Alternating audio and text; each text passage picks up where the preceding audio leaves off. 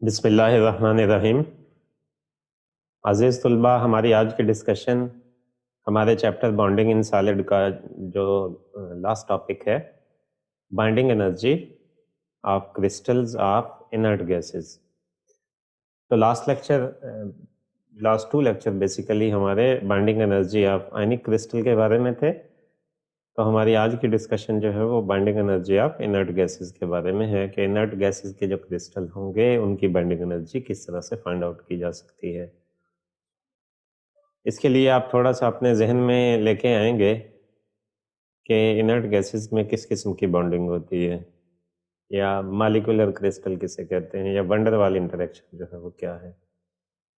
तो पहले हम ये अंडरस्टैंड करने की कोशिश करते हैं कि मॉलिक्यूलर क्रिस्टल किसे कहते हैं, या क्रिस्टल्स ऑफ इनर्ट गैसेस जो है वो कौन से होते हैं, कैसे बनते हैं, किस किस्म का इंटरेक्शन होता है उनके बीच में। सो वंडर वाल बॉन्डिंग के बारे में हमने ये कहा था कि ये डाइपोल इंड्यूस्ड डाइपोल इंटरेक्शन है।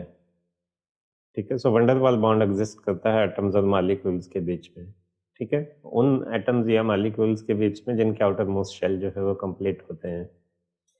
तो जिनके आउटर मोस्ट शेल कंप्लीट हो वो किस तरह एक दूसरे के साथ जो है वो इंटरेक्ट करते हैं, यही फिनोमेना हमने पहले अंडरस्टैंड करना है और फिर देखना है कि उस फिनोमेना की वजह से जो आपके पास बाइंडिंग एनर्जी आएगी वो आप कैसे कैलकुलेट कर सकते हैं। ठीक है, ये जो बाइंडिंग है ये कहाँ से आती है, ये अट्रैक्टिव फोर्स जो जनरेट होती हैं ये कहाँ से होती हैं। सो इसका बेसिक जो मैकेनिज्म है वो है dipolar interaction between atoms and molecules.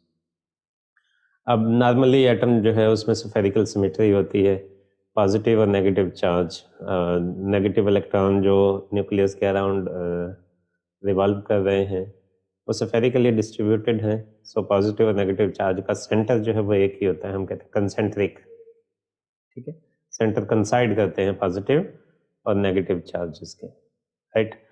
सो किसी भी एक एटम में या मॉलिक्यूल में किसी भी वजह से अगर चार्ज के अंदर फ्लक्चुएशन आती है तो उसकी वजह से उसके साथ जो दूसरा एटम पड़ा है उसकी चार्ज डिस्ट्रीब्यूशन जो है वो डिस्टर्ब होती है। तो उसके फॉर एग्जांपल इलेक्ट्रॉन्स एक तरफ जो है वो ज़्यादा इकट्ठे हुए हैं तो वो इलेक्ट्रॉन साथ वाले एटम के इलेक्ट्रॉन को रिपेल करके दूसरी तरफ ले जाएंगे। तो साथ वाले एटम पे एक साइड पे जो है वो इलेक्ट्रॉन ज़्यादा हो जाएंगे, दूसरी साइड पे इलेक्ट्रॉन जो है वो कम हो जाएंगे। सो जिस साइड पे इलेक्ट्रॉन ज़्यादा हुए हैं तो हम कहेंगे इधर पार्शियली पॉजिटिव चार्ज आ गया है, और जिस साइड से इलेक्ट्रॉन जाएंगे उधर हम कहेंगे पार्शियली नेगेटिव चार्ज आ गया। ठीक है, तो इस तरह एक डाइपोल इंड्यूस हुआ। ये जो चार्जेस होते हैं पॉजिटिव और नेगेटिव चार्ज, जो आपके पास न्यूक्लियस का सेंटर वहीं रहेगा लेकिन नेगेटिव चार्ज का सेंटर जो है वो शिफ्ट कर जाएगा। सो एक एंड पॉजिटिव है, दूसरा एंड नेगेटिव है, दोनों के दरमियान में जो है वो स्पेसिंग है। तो ये डाइपोल की डेफिनेशन है। ठीक है, equal positive and negative charge separated by some distance. ठीक है, सो वो जो आपके पास एक डाइपोल बनेगा वो साथ मौजूद दूसरे एटम्स के अंदर भी डाइपोल, उसकी जो इलेक्ट्रिक फील्ड है वो साथ मौजूद एटम्स के अंदर भी डाइपोल मोमेंट इंड्यूस करेगी, वो भी डाइपोल इंड्यूस डाइपोल बन जाएंगे। सो अब डिफरेंट डाइपोल जब साथ पड़े होते हैं तो इनकी अपोजिट साइड्स जो हैं वो एक की पॉजिटिव और दूसरे के नेगेटिव चार्ज के दरमियान अट्रैक्टिव फोर्स जनरेट हो जाती है, जिसकी वजह से वो एक दूसरे के साथ बाइंड हो जाते हैं। ठीक है, सो मेन क्या है कि पोलराइजेशन की वजह से जो पॉजिटिव और नेगेटिव चार्जेस के सेंटर हैं वो अब कंसाइड नहीं करते। ठीक है, डाइपोल्स जनरेट होते हैं और वो डाइपोल्स एक दूसरे को अट्रैक्ट करते हैं, इस तरह मॉलिक्यूलर क्रिस्टल बनता है। इसकी एग्जांपल्स में आपके पास सारी इनर्ट गैसेस हैं और molecules like O2, Cl2, CO2, CH4 etcetera, ये सारे ऐसे हैं जो पहले से मॉलिक्यूल बना चुके होते हैं, इनके आउटलेट कंप्लीट होते हैं लेकिन फिर भी मॉलिक्यूल्स एक दूसरे के साथ वीक फोर्स के साथ बाउंड होते हैं। सो चूंकि ये इंड्यूस्ड डाइपोल्स हैं सो बहुत वीक फोर्स होती है, सो इनकी बाइंडिंग एनर्जी भी काफ़ी कम होती है। ठीक है, सो इनर्ट गैसेस की जो बॉन्डिंग है वो वीक बॉन्डिंग होती है, और ये एग्जांपल सेकेंडरी बॉन्डिंग की एक्चुअली। ठीक है, such crystals formed are called molecular crystal. ठीक है, तो इस तरह के बॉन्डिंग से बनने वाले जो क्रिस्टल्स होते हैं उन्हें हम मॉलिक्यूलर क्रिस्टल भी कहते हैं और क्रिस्टल्स ऑफ इनर्ट गैसेस भी कहते हैं। ठीक है, ये आपके पास जो है वो एग्जांपल है कि नॉर्मली ये केस है फर्स्ट। इसमें आप देखें चार्ज की सिमेट्री है, सेंटर में न्यूक्लियस है और उसके अराउंड सिमेट्रिकल इलेक्ट्रॉन की डिस्ट्रीब्यूशन है। अब इसमें देखें ये आपका पहला एटम है, इसमें नेगेटिव चार्ज इस तरफ ज़्यादा है, इस तरफ नेगेटिव चार्ज की कंसंट्रेशन कम है। ठीक है, सो इस side negative charge partial negative charge induce हो जाएगा और इसकी साइड पे पार्शियल पॉजिटिव चार्ज इंड्यूस हो जाएगा। ठीक है, अब ये पॉजिटिव चार्ज इसके इलेक्ट्रॉन्स को अपनी तरफ अट्रैक्ट करेगा, तो इस साइड पे इलेक्ट्रॉन की कंसंट्रेशन ज़्यादा हो जाएगी। ठीक है, सो इस साइड पे आपके पास delta minus partial negative charge आ जाएगा इस दूसरे एटम या मॉलिक्यूल में भी, और इस साइड पे अपोजिट साइड पे इसमें पॉजिटिव चार्ज जो है वो इंड्यूस हो जाएगा। सो पहले ये डाइपोल बना फर्स्ट एटम, उसने दूसरे एटम के अंदर डाइपोल मोमेंट इंड्यूस किया, तो दूसरा जो है वो भी एक इंड्यूस डाइपोल होगा। सो इनिशियली पहला डाइपोल कैसे बना, किसी भी वजह से अगर किसी भी एक एटम की चार्ज में फ्लक्चुएशन आई है तो उसकी वजह से कोई ना कोई उसके जो नेबरिंग एटम है उसकी चार्ज डिस्ट्रीब्यूशन उससे डिस्टर्ब होगी, पोलराइजेशन होगी, उसमें डाइपोल मोमेंट इंड्यूस होगा। तो अगर एक डाइपोल बन गया है तो वो सारे दूसरे एटम्स को फिर डाइपोल बना सकता है। अब इन दोनों को अगर आप देखें तो इसकी ये साइड जो है ये इस पे पार्शियली पॉजिटिव चार्ज है और इसकी इस साइड पे पार्शियली नेगेटिव चार्ज है, इन दोनों के दरमियान अट्रैक्टिव फोर्स मौजूद होगी।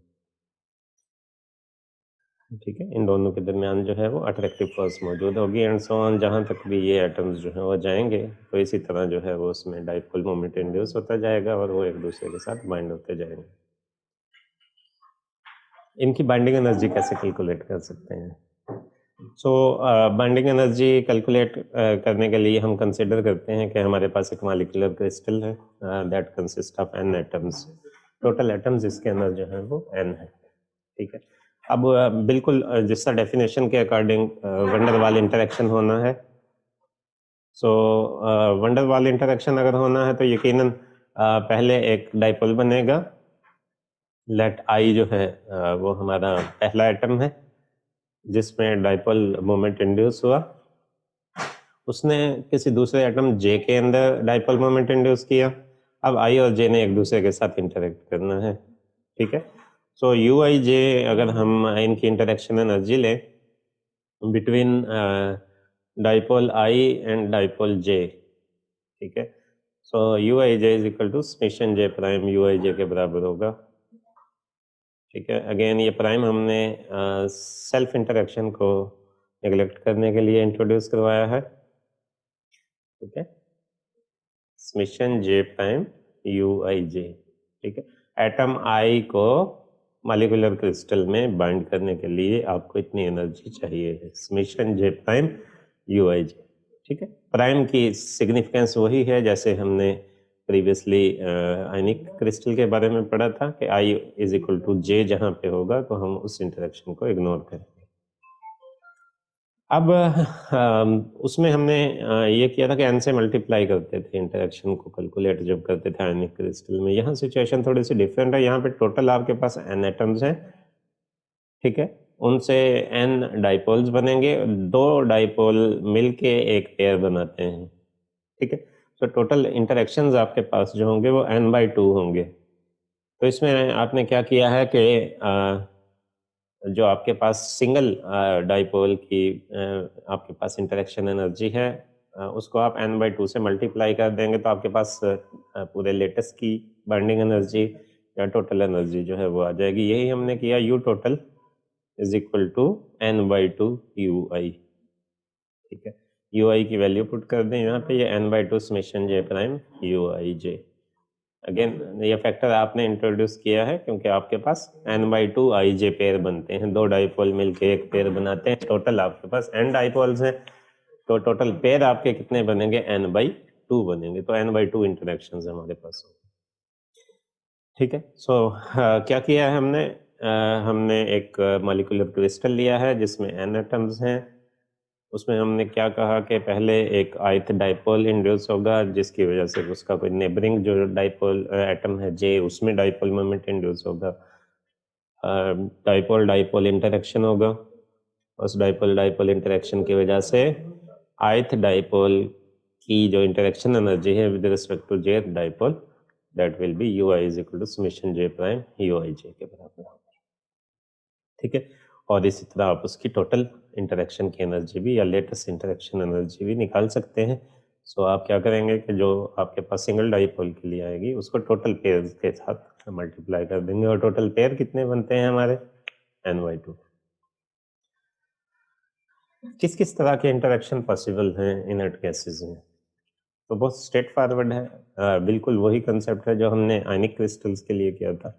मॉलिक्यूलर क्रिस्टल्स के लिए भी सबसे पहला मोस्ट इम्पॉर्टेंट जो इंटरेक्शन है हमारे पास वो वंडर वाल इंटरेक्शन है, जो डाइपोल इंड्यूस डाइपोल इंटरेक्शन भी कह सकते हैं आप उसको। ठीक है, सो इनिशियली पहला एक डाइपोल था, उसने डाइपोल मोमेंट इंड्यूस किया दूसरे में, फिर दोनों ने एक दूसरे के साथ इंटरेक्ट किया, तो ये एक हमारा वंडर वाल या लंदन इंटरेक्शन कहलाता है। ठीक है, दूसरा जो है वो शॉर्ट रेंज इंटरेक्शन रिपल्शन है, जो कि जब बहुत करीब आ जाते हैं आपके पास एटम्स या मॉलिक्यूल्स तो उनके जब इलेक्ट्रॉनिक लेवल्स ओवरलैप करने लगते हैं तो उनके अंदर जो है वो शॉर्ट रेंज रिपल्शन होती है जो एटम्स को कोलैप्स होने से रोकती है। ठीक है, तो दो तरह के इंटरेक्शन है यहाँ पे, बारी बारी हमने दोनों को जो है वो डिस्कस करना है। तो सबसे पहले हम देखेंगे कि वंडर वाल इंटरेक्शन की क्या कंट्रीब्यूशन है। ठीक है, सो वंडर वाल इंटरेक्शन की डेफिनेशन के मुताबिक ये डाइपोल इंड्यूस डाइपोल इंटरेक्शन है।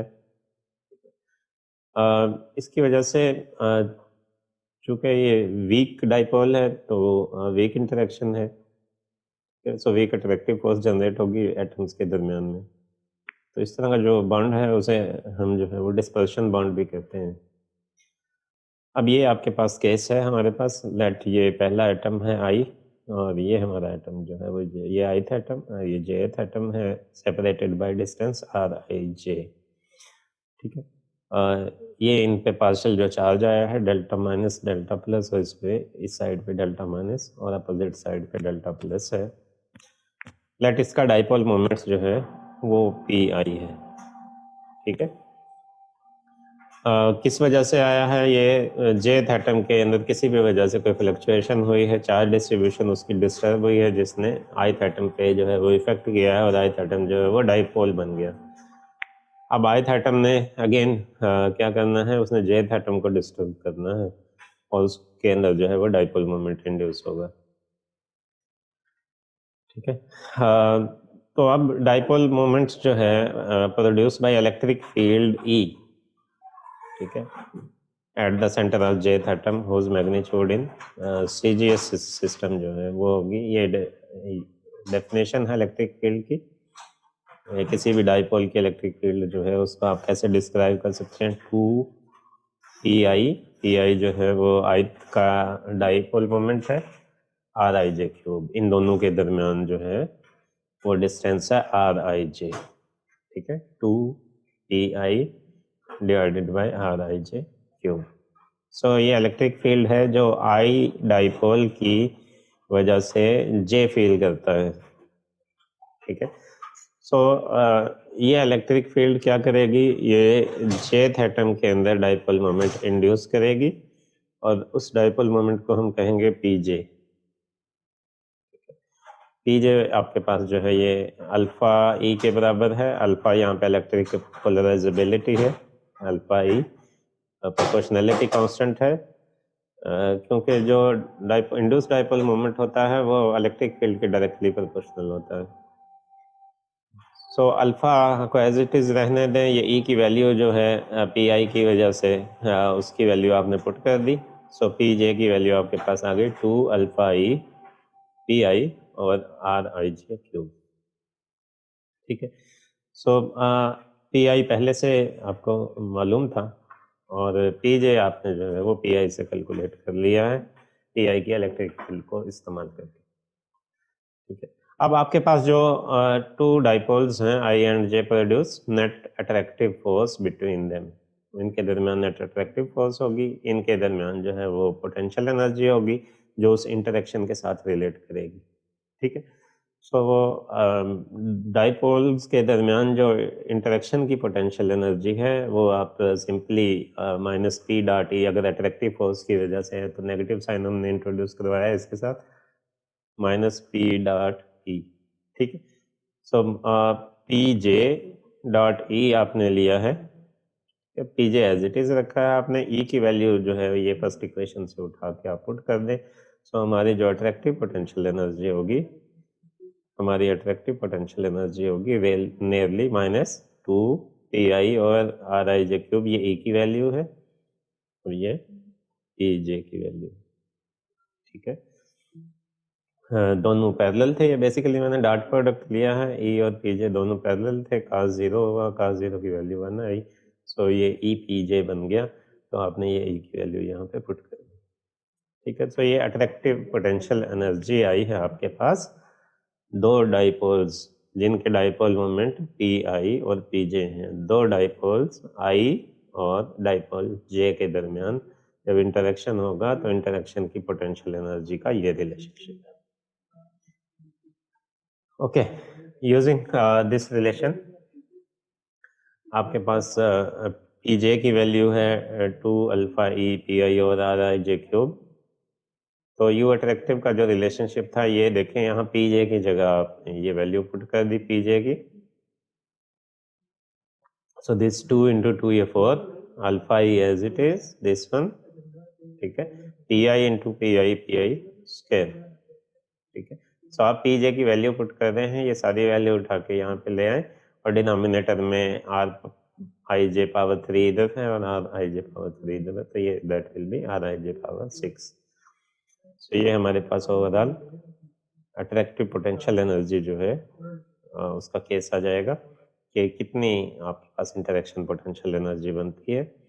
तो इसमें सिर्फ पी आई पे ये डिपेंड कर रही है और दोनों डाइपोल्स के दरमियान डिस्टेंस पे डिपेंड कर रही है, अल्फा जो है वो कांस्टेंट। अच्छा, अल्फा ई की अगर आप बात करें इसी पहली इक्वेशन से, अगर आप इसको गौर से देखें, अल्फा की डायमेंशंस क्या बनेंगी, ये पी आई की यूनिट पी आई से कैंसिल हो जाएगी, आर आई जे क्यूब इधर आके मल्टीप्लाई हो जाएगा, 2 से आप उसको डिवाइड कर दें, सो अल्फा की यूनिट बनेगी आर, ये है आर लेंथ है बेसिकली, सो मीटर क्यूब इसकी यूनिट बनेगी अल्फा की।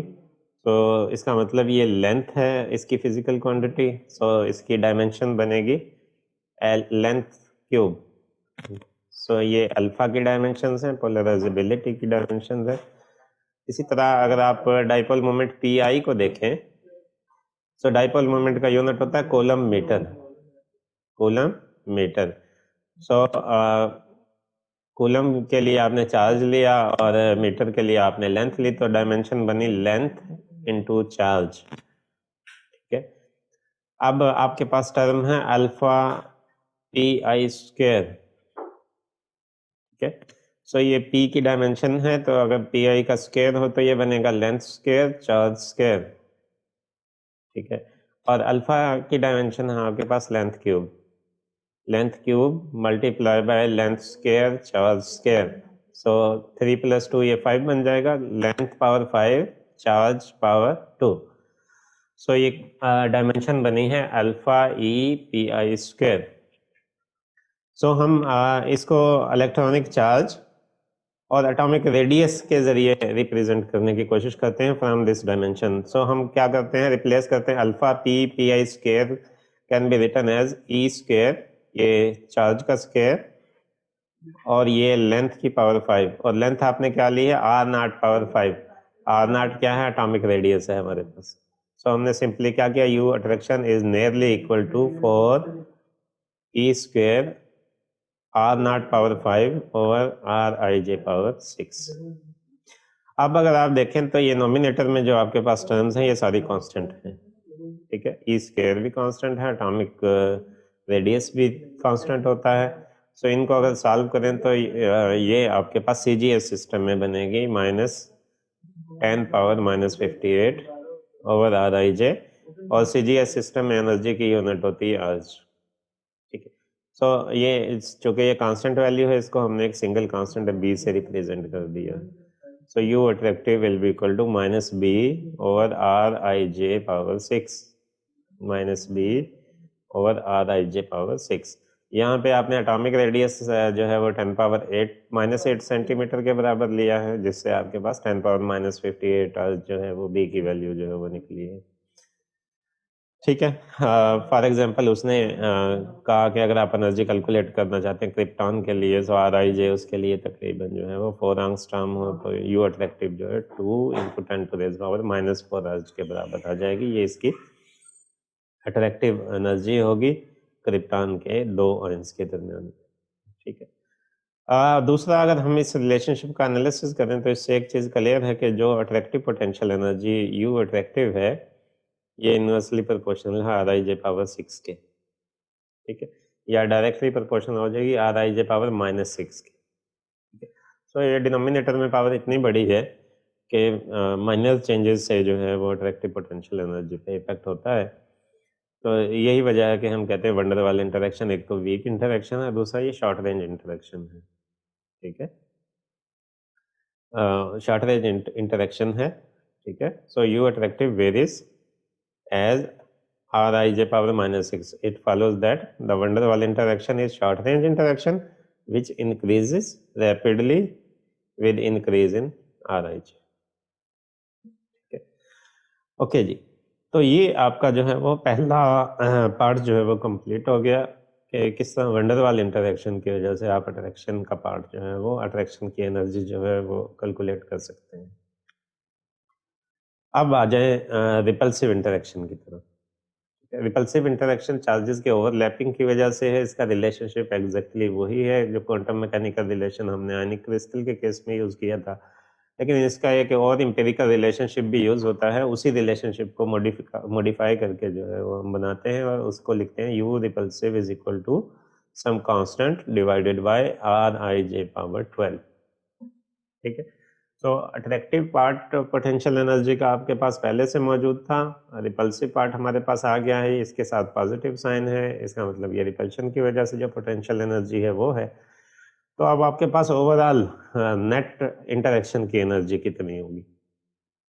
ठीक है, so interaction energy between dipoles I and dipole J will be of the form of, इन दोनों को आप इकट्ठा कर दें, U I J is equal to, ये आपकी अट्रैक्शन की term minus B over R I J power 6 plus C over R I J power 12।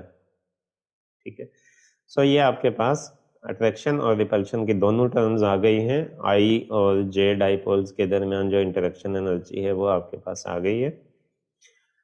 अब हमने करना ये है कि बी को पुट किया है, इसकी एम्पिरिकल वैल्यू है। एम्पिरिकल जो एक्सपेरिमेंटली जो है गेस करके फाइंड आउट करते हैं वैल्यूज, उनको कहते हैं 4 एप्सिलॉन सिग्मा पावर 6 और एप्सिलॉन सिग्मा पावर 6 के बराबर पुट कर दें, और सी को जो है 4 एप्सिलॉन सिग्मा पावर 12 के बराबर अगर पुट कर दें, सो ये हमारा यू आई जे जो है ये इस फॉर्म में आ जाएगा। 4 एप्सिलॉन दोनों में है, सो ये कॉमन आ जाएगा। ठीक है, और ये सिग्मा यहीं पे रह जाएगा, sigma power 12 over R I J power 6। ठीक है, आपने ये वैल्यूज पुट की हैं इसके अंदर, बी और सी के अंदर, और फिर इनको रिलेशनशिप्स को जो है वो आपने मॉडिफाई किया है। ठीक है, सो सिग्मा की पावर भी होगी, इसकी भी पावर होगी।